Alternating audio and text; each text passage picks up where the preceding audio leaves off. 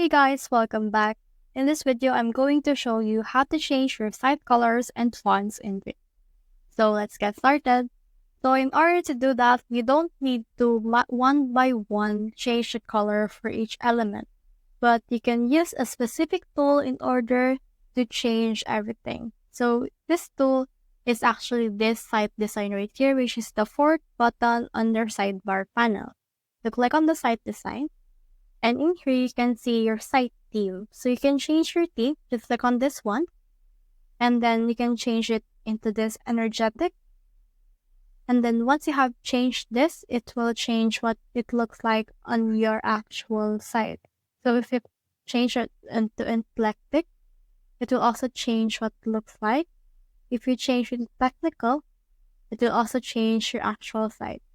So for this one, you can actually customize your current theme depending on what you want. You can just click on that specific button and you can just change it however you want it to be. So for me, I'm loving this eclectic thing, and I'll just choose to change my site theme into that. So there's still a lot of options that you can choose from, like this placid right here. Totally depends on you what you want to use. You also have this tangy right here. As you can see, as the site design colors change, the font also change. Look for this art for all font right here. This has the tangy. If I change it to mature, it will also change the font for this specific thing. So if I change it in here, it will also change. And whenever you change your site design, your font will also change. So this is actually a really great tool if you want to change it all on one click.